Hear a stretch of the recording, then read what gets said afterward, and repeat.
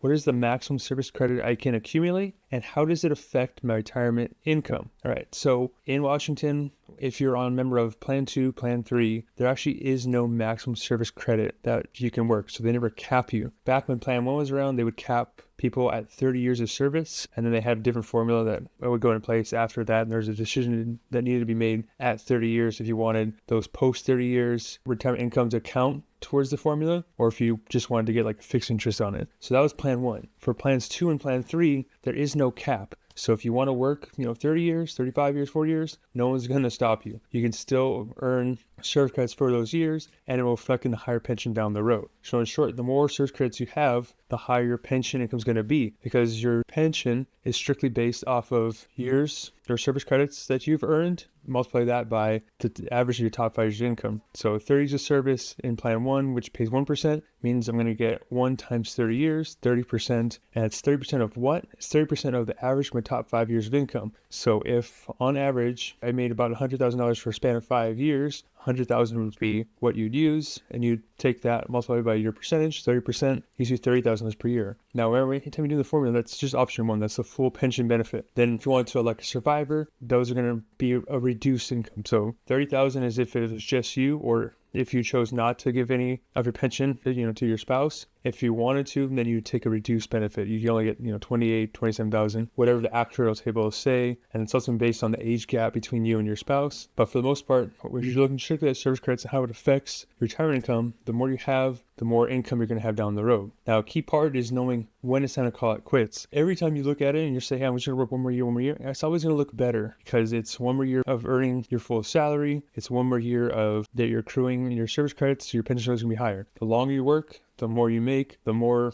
pension income you'll have in the end. But at some point, you got to say enough is enough. It's time to start doing what I want to do on my own terms, or pursue a different passion or hobby that you now have. So don't get caught up in the whole keep going, because more and more is better. More money is better, but at what point are you willing to set aside so you can start enjoying your life on your terms? Now, if you want more information, just like you've listened to here, I've got a free retirement planning course set up for Washington State employees. The link to join is in the description below. It's free to join currently, so feel free to jump on there. Recently, I shared an exclusive video showing that how I made about 37% over the past 11 months in 2024 using a fairly low risk strategy, and I kept track of it all, and I detailed it to you in that video. That video is only for members of the group, so feel free to join if you want to check that out. And until next time, remember that your future depends on what you do today.